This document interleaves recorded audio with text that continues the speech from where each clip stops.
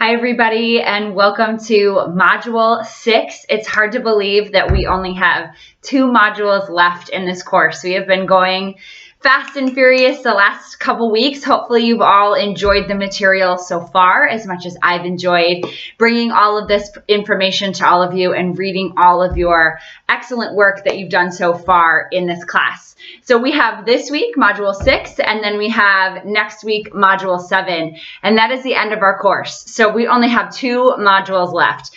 This week, we have 4 different topics that we are going to talk about. The first topic we're going to talk about is crisis management.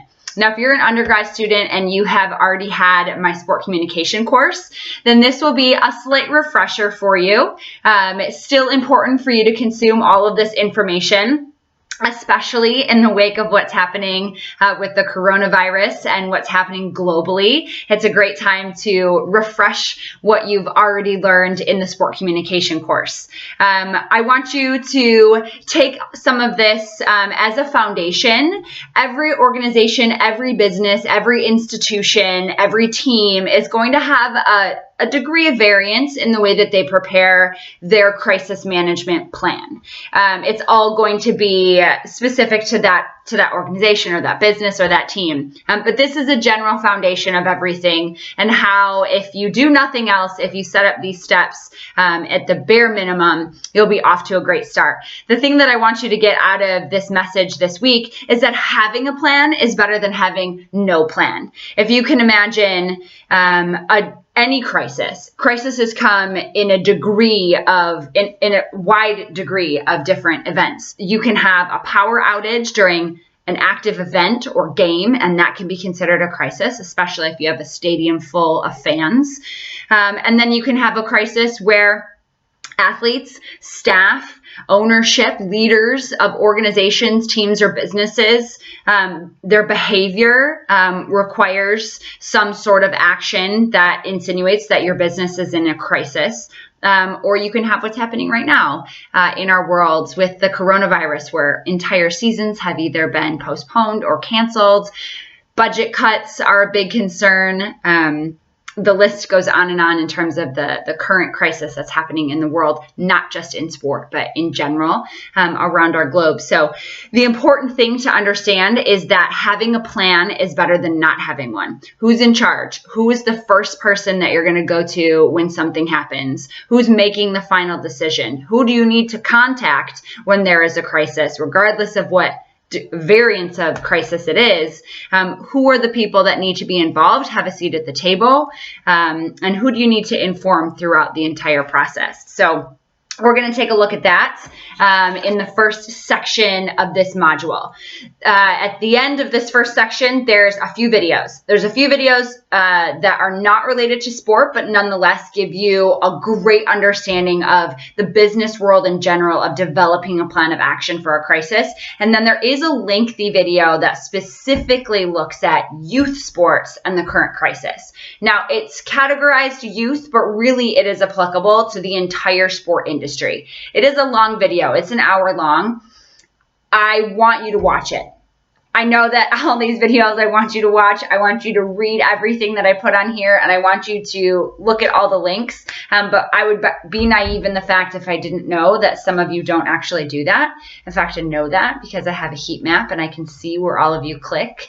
So I know some of you have not watched the videos and read the links, which disappoints me, but you're just shortchanging your education. But I'm going to reiterate that this video is really important, especially if you're one of our master students. This gives you a real life, practical understanding of crisis management.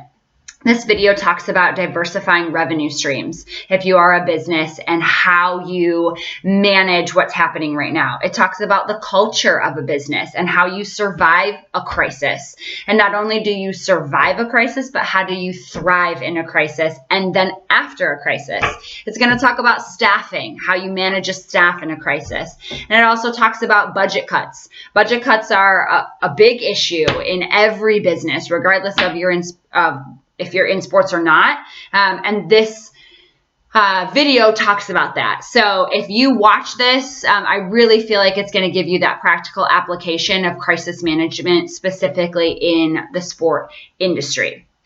After we wrap up crisis management, you're going to move into the next page, which is going to discuss press releases. Press releases are used for things beyond crisis management. It's just convenient that this is how I packaged all the information together. It can be used in crisis management, but really they're used for a variety of different things. They're used to send out information to members of the media. That's what a press release is used for. Often members of the general public will see a press release, but really press releases go out to media members. So how do you prepare a press release? And then as a member of the media, how do you receive and interpret a press release? After that, we'll press into press conferences. How do you set up a press conference? How do you host a press conference, whether you're a large business or you're a small business? What's helpful to include in a press conference? Really, press conferences are used for a variety of different things, announcements, special events. So we'll take a look at press conferences in their entirety in that section. The last section we're going to look at is working with the media. Whether you're a business, you're an organization, you're an athlete, what are those key elements in managing your communication with the media, including interviews that you might have or just general conversations that you have to build relationships with media members. You want the media members to be honest and truthful when they're covering your team, your organization, your business, but you want to make sure that that place of honesty is in a place of comfort. You don't want them to bash you, but you don't want them to create a false image of who you are as an organization or a business. So how do you develop that relationship with members of the media? If you are a member of the media, how do you build those relationships? So from an organizational standpoint, how do you manage those relationships? And from a member of the media standpoint, how do you develop those relationships and then manage them once you have them? How do you prepare for an interview? When you walk into an interview with a member of an organization, an institution, a team, if you are a media member that covers athletes, how do you prepare for those interviews so that you are making sure that you're doing your job to the best of your ability? So we're going to take a look at all of that. We've already discussed public relations and media relations. Those are two important aspects of the sport and media industry. But how does all of that work together when you're a member of the media working with different organizations? The last part of working with the media is when you're an athlete or you're a player and you act as a member of the media. So we've already discussed in this course how social media is an integral part of today's society. Anybody can pick up their phone and use a variety of different applications, Twitter, Instagram, Facebook being some of the most popular, to share news, to spread information. But specifically as athletes, you almost become reporters or journalists on your own behalf, but also on your team's behalf. So there's boundaries and there's limitations, but in certain aspects, it's great that athletes can use their platform to share different things that are important to them. And we've seen that more and more as the years have gone on. The athletes have spoken out for things that are important to them.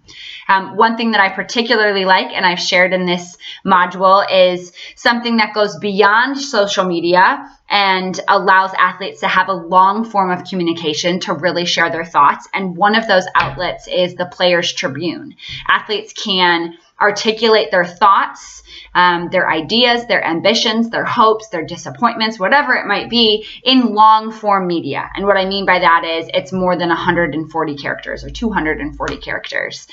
They can really develop their thoughts and share what they're thinking about specific topics on media platforms that allow them to do that. So social media is great, but sometimes there's just not enough time or enough space in those platforms. So there are great platforms out there that are allowing athletes to share their thoughts, and they act as their own members of the media, which is pretty cool. So those 4 sections are what we are going to discuss during this week's module.